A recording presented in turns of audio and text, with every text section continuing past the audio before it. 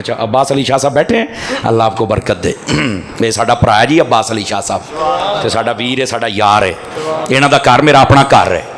या वो सही कह मैंने सोचा शाह साहब चले गए चूँकि वो बजवात ने ना, तो मैं क्या भावें वो मोदी नूं निबड़न गए ने।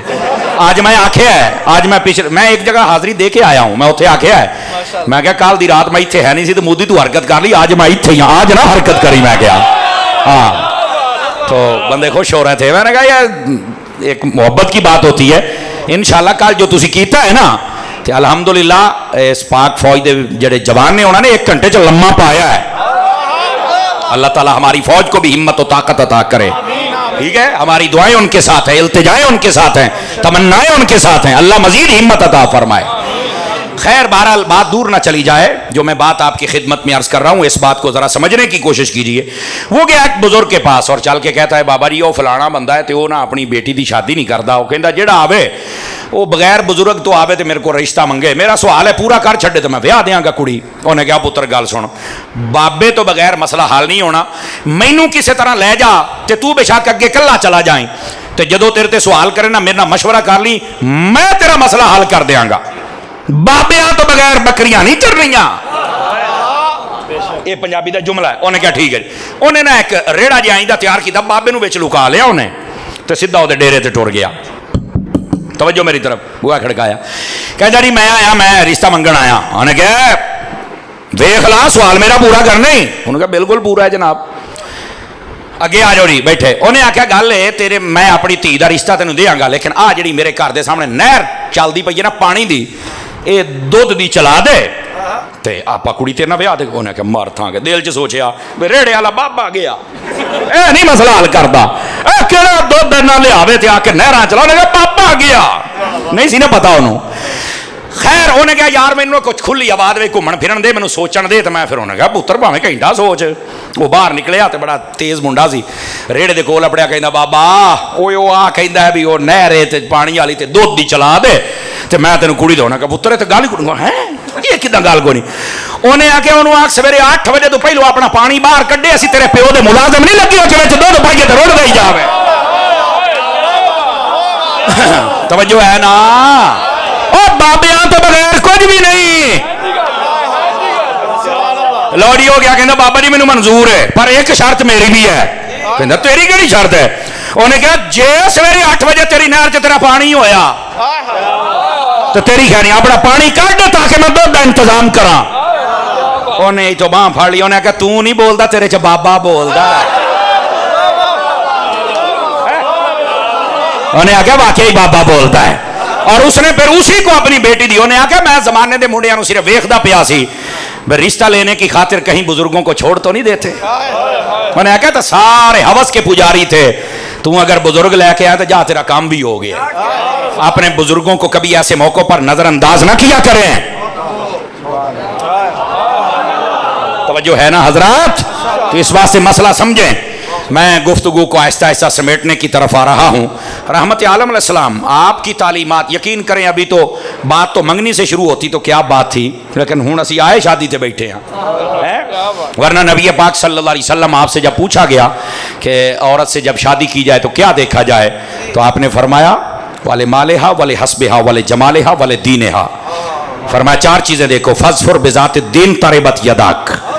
फरमाया दीन को देखना, और ये नबी पाक अलैहिस्सलाम ने फरमाया, बल्कि एक रिवायत में यहाँ तक मौजूद है, फरमाया अगर एक तरफ पढ़ी लिखी और हसीन औरत है, मालदार औरत है, लेकिन उसके बाद दीन नहीं, बागी है दीन की, और दूसरी तरफ हबशा की औरत है, रंग काला है और उसका कान भी कटा हुआ है, लेकिन मेरा दीन समझती है, फरमाया दीन वाली को कबूल कर लेना। ये नबी पाक ने फरमाया इस बात को। तो पहले इस बात का तयन भी होना चाहिए और हसब व नसब को भी देखना चाहिए। ये कुफ और स्टेटस इसी चीज़ को कहते हैं। और फिर आका करीम अलैहिस्सलाम ने फरमाया, ये फ़क़ीहुल असर मुफ्ती अमीन साहब रहमतुल्लाह अलैह, प्रोफेसर अल्लामा सईद अहमद असद साहब रहमतुल्लाह अलैह, आपके जो उस्ताद वालिद साहब हैं, उन्होंने किताब लिखी हुकूक ज़ौजन, उसके अंदर भी आपने इस रिवायत को लिया है। तवज्जो है हजरात की, थके तो नहीं है, शेर हला के नहीं दसना, सीधा हूँ सूफी, सीधा हूँ आलती पालती मार के बैठे, मैं सुस्त बंदा ना हूँ ना होने देता हूँ। अब जरा तवज्जो फरमाइए। फरमाया कि जब शादी हो जाए तो मियाँ बीवी आपस में ایک دوسرے کی دین پر مدد کریں. کس پر مدد کریں؟ دین پر مدد کریں. کیا مطلب؟ اگر عورت پردہ نہیں کرتی تو مرد اس کو پردہ کروائے. اسے بولے بیوی تو میری ہے، دیکھنا میں نے ہے، بس باقیوں سے پردہ کر. لیکن آج کل یہ عورتوں کی ایک بڑی عجیب روش ہے اور اس کی وجہ سے مار کھاتی ہیں اور اپنا گھر اجاڑ بیٹھتی ہیں. مرد کی آمدنی کم ہے، ڈیمانڈ زیادہ ہے. اجی مینوں سوٹ نواں لے کے دے، پچھلے ہفتے تے لیا، پچھلے مہینے تے لیا، نہیں یہ ویکھیا نواں لے کے دیو. جدوں میں نواں سوٹ پانا تہاڈی عزت ہی بننی آ، تو نہ بنا اوہی پا. ساڈی عزت بڑھاؤندی ساڈا کباڑا تے نہ کر. دیکھیں میں دیسی طریقے سے تبصرہ کر رہا ہوں اور یہ معاشرے کا المیہ ہے. ایسے نا قاری صاحب او جی نواں سوٹ ہے. بھائی دیکھیں شادی کے بعد جو بیوی کے حقوق ہے ان میں سے نان نفقہ یہ حق ہے. اور نان نفقے میں کیا ہے؟ گرمیوں کا ایک سوٹ ایک جوتا، سردیوں کا ایک سوٹ ایک جوتا، اور اس کے بعد نارمل 2 ٹائم کا کھانا، نارمل جو عام گھروں میں چلتا ہے، اور ایک وہ کمرہ جس کے اندر وہ سکون سے سو سکیں. یہ اس کے نان نفقے میں ساری چیزیں آ جاتی ہیں. اور اگر وہ کہے لگژری ہر چیز ہو، بھائی اس کی ڈیمانڈ دیکھو نا، اس کی آمدن دیکھو نا، اس کے مطابق اپنی زبان کھولو نا. سمجھ آ رہی ہے؟ صابرہ شاکرہ بن کے قانتہ بن کے رہنا چاہیے. لیکن یہاں آمدن کم ہے، ڈیمانڈ زیادہ ہے، گھر برباد. وہ بندہ کہندا ہے وہ یہ تو مینوں ہی کھادی جاندی ہے، نو کڈو ایتھوں کس طرح. اور پھر کہتی ہے جی اس نے مجھے سمجھا ہی نہیں. تو کیڑا حال جبرے دا سوال ہے جڑا تو سمجھ نہیں آیا؟ تو بھی تو سانو نہیں نہ سمجھیا. نہیں توجہ فرما رہے آپ حضرات. تو یہ بدتمیزیاں عورتوں کو بند کرنی چاہیے اور مرد کو بھی کنجوسی نہیں کرنی چاہیے. ہاں ہاں یہاں تک فرمایا کہ جو اپنے میاں بیوی بچوں پہ خرچ کرتا ہے اللہ اس پر بھی اس کو صدقہ کرنے کا ثواب عطا فرما دیتا ہے.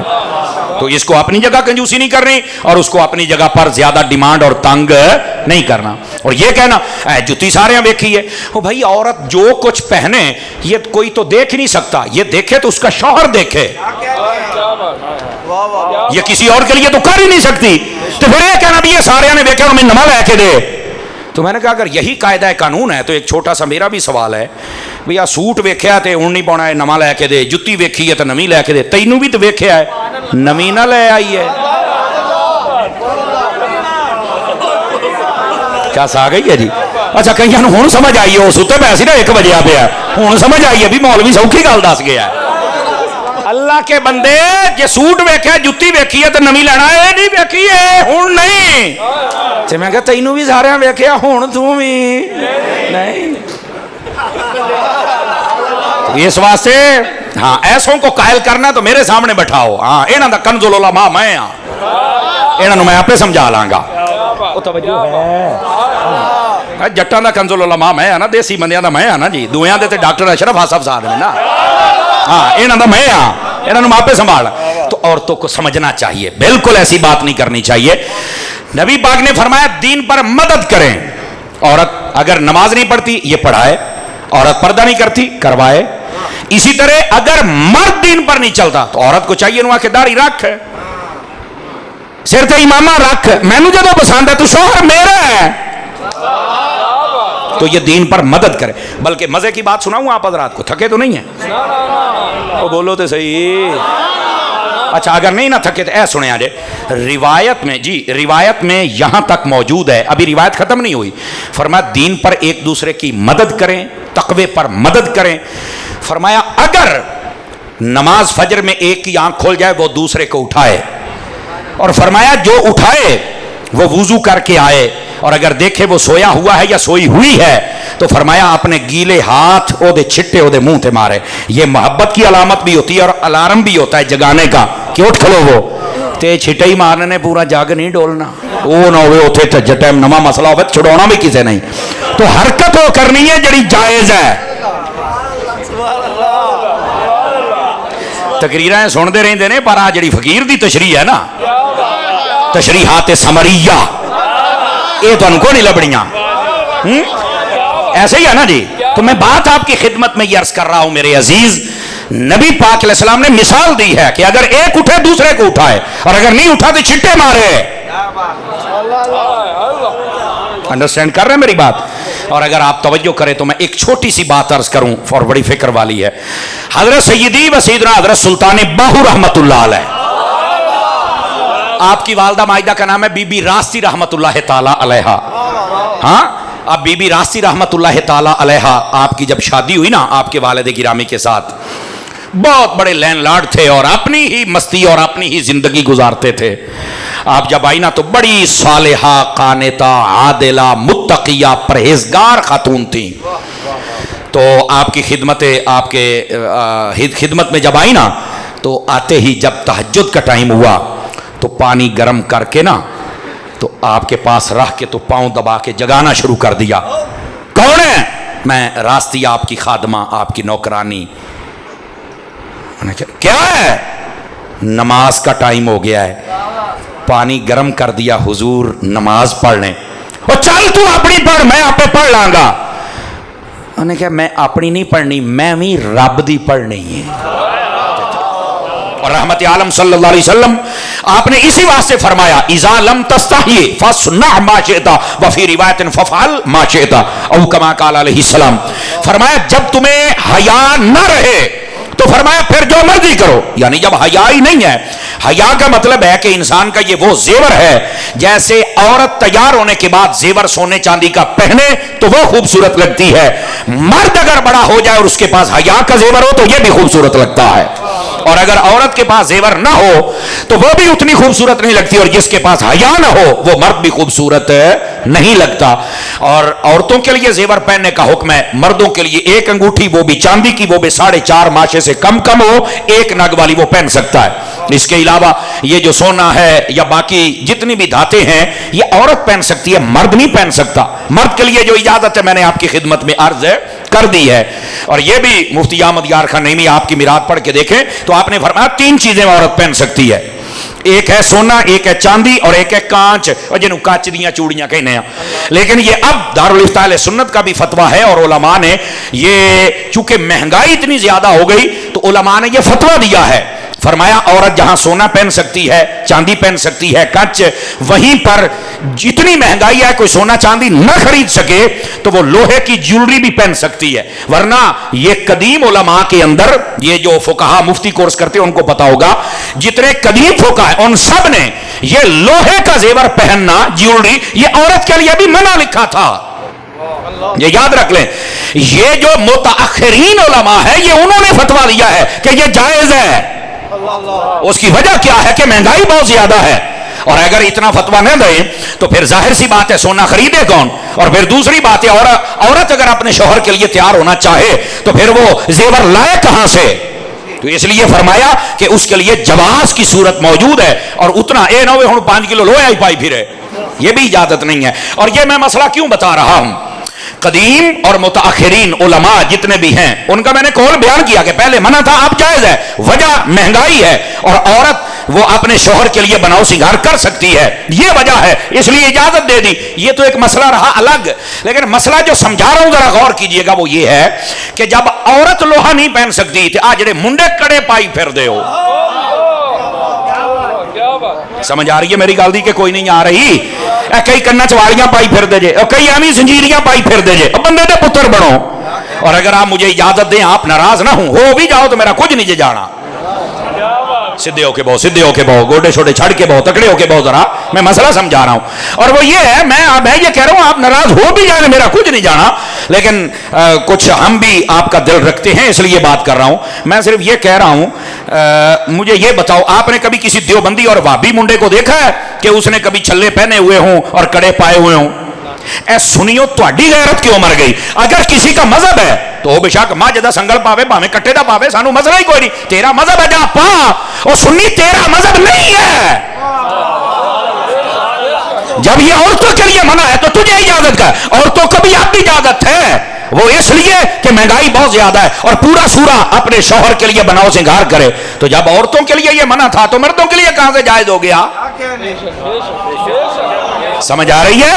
اس واسطے یہ جو آج کل کا نیا شوق ہے نا 3 4 چھلے کئی ٹھوٹے چ پائی پھر دے ہوندے جے، انگوٹھے ٹھوٹے چ ایتھے تنی پھر دے، پتہ نہیں کیویں واڑ لیندے ہو. کو خدا دا خوف کرو. کنا چ والیاں تنی پھر دے جے اور 3 4 کڑے بڑے. اب تو کڑے یہ بڑے بڑے برانڈز پر عجیب قسم کے کڑے آ رہے ہیں جناب. تو خدا کا خوف کرو یار. اور یہ جو دوسرے بد مذہب ہیں اگر ان کے بچوں میں اتنی غیرت ہے تو سنیو ہمارے اندر یہ غیرت کب پیدا ہوگی؟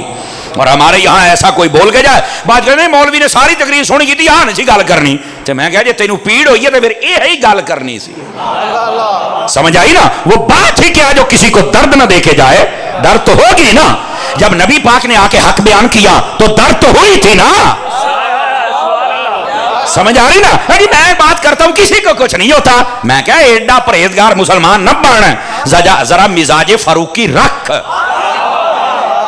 تیری بات میں اتنا دم ہونا چاہیے کہ کسی نے محسوس ہو. بعض کہتے ہیں محسوس نہیں ہوتا. میں نے کہا پھر تو ٹھیٹ ہے تینوں محسوس ہونا چاہیے.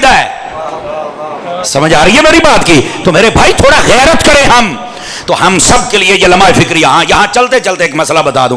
مولوی صاحب میرا کڑی پائی آئیدہ کی حکم آ. تو میں گیا کڑی یہ زیور میں نہیں آتی, یہ بناؤ سنگار میں نہیں آتی, یہ ضرورت میں آتی ہے.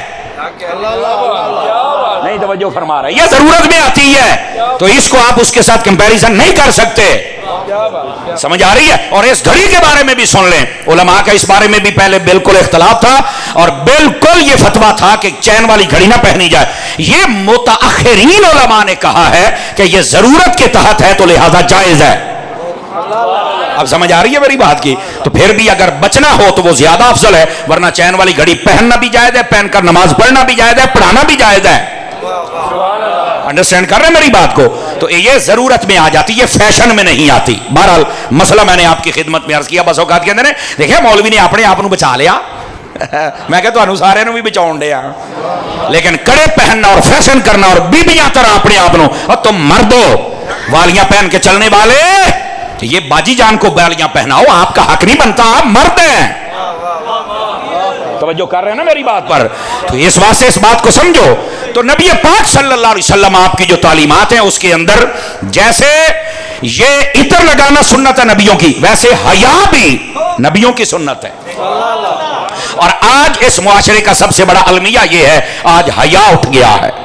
یقین فرمائیے اگر حیا واپس آ جائے تو آدھے مسئلے ویسے ہی حل ہو سکتے ہیں. سمجھ آ رہی میری بات کی؟ تو حیا سیکھیں, حیا والوں کے پاس بیٹھیں.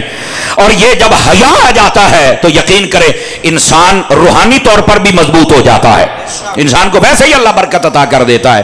اور بزرگوں کے پاس بیٹھنے سے جو حیا میں برکت آتی ہے, اللہ اکبر, آپ سوچ بھی نہیں سکتے ہو.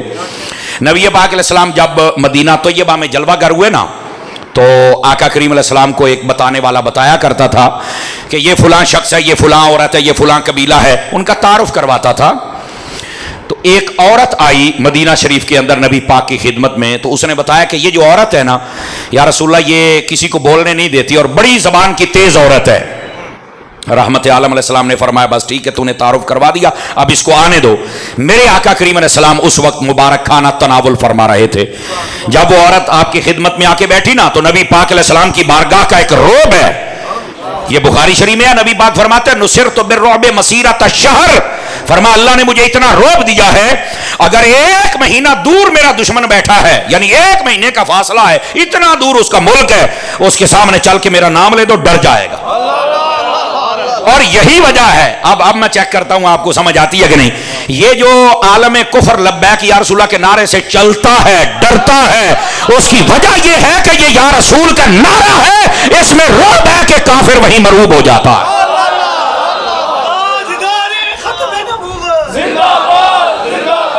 توجہ ہے نہیں حضرات آپ کی؟ تو نبی پاک صلی اللہ علیہ وسلم کے نام میں اللہ نے وہ رعب عطا فرمایا ہے. تو وہ عورت آئی نا, تو وہ بول نہیں سکی, نبی پاک علیہ السلام کی خدمت میں بیٹھ گئی. تھوڑی دیر تک میرے آقا نے بھی توجہ نہیں فرمائی تاکہ اس کو احساس ہو کہ ہوں پتہ لگ گئی سائیاں کو لائی ہیں. آواز کمزوروں والی ہے, کمزوروں والی ہے, بات کو محسوس کیا کریں.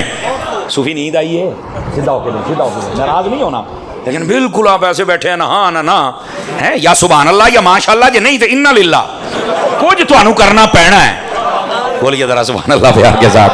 ہاں میں تھوڑا خوش مزاج خطیب ہوں, تو یہ سڑیل ماحول کے اندر مجھ سے تقریر نہیں ہوگی, جھاگ کے بیٹھو میری جان. توجہ ہے؟ ہاں تو میرے پیر بھائیوں کا تو زیادہ حق بنتا ہے. تو آقا کریم علیہ السلام نے تھوڑی دیر توجہ نہیں فرمائی تاکہ اسے بھی احساس ہو اور سب کو پتا چلے کہ ہم سچے رسول ہیں. تھوڑی دیر کے بعد میرے آقا کریم نے توجہ فرمائی, فرمایا کہ کھانا کھاؤ گی؟ پہلا سوال یہ کیا. اس نے کہا جی میں نے کھانا ہے. تو آپ نے برتن شریف اس کی جانب بڑھایا, فرمایا کھاؤ. انہوں بھی سمجھ آ گئی سی بھی آج میں سائیاں کو لا گئی ہوں. اب ذرا جملہ سنیے گا, اس نے کہا یا رسول اللہ میں نے یہ کھانا نہیں کھانا. فرمایا کیا کھانا ہے؟ اب دیکھو یہ عقیدے بڑے پرانے ہیں جس پر اہل سنت چل رہے ہیں. اس نے کہا وہ لقمہ کھانا چاہتی ہوں جو آپ اپنے مبارک منہ میں چبا رہے ہیں. اگر وہ تبرک مل جائے تو کیا بات ہے. رحمت عالم علیہ السلام نے بھی دوسری بات نہیں کی تو تبرک دے وچ کی رکھیا ہے تے اللہ ہی سارا کچھ کردا ہے تے اسی کی کرنا ہے تو ہم تو کاری کچھ نہیں سکتے. سمجھ آ رہی ہے نا. رحمت عالم علیہ السلام نے بھی چند ذرات اس کو اپنے ہاتھ مبارک سے عطا کر دیے. جب اس نے کھائے نا, اب سیالکوٹ والوں مجھے نہ کہنا پڑے چونکہ آپ تو اقبال کے شہر کے ہیں نا, آپ تو امام علی الحق کے شہر کے ہیں نا, آپ تو صوفی عالم کے شہر کے ہیں نا, علامہ ضیاء اللہ قادری کے شہر کے ہیں نا. اور سیالکوٹ والوں پاکستان میں مجھے کراچی کے بعد اگر پیار ہے تو سیالکوٹ سے ہے. آپ پوچھے کیوں؟ میں کہا وہ شہر میرے مرشد کا ہے, یہ شہر میرے دادا مرشد کا ہے. کلاس کے گاؤں میرے دادا مرشد کا شہر ہے نا. اس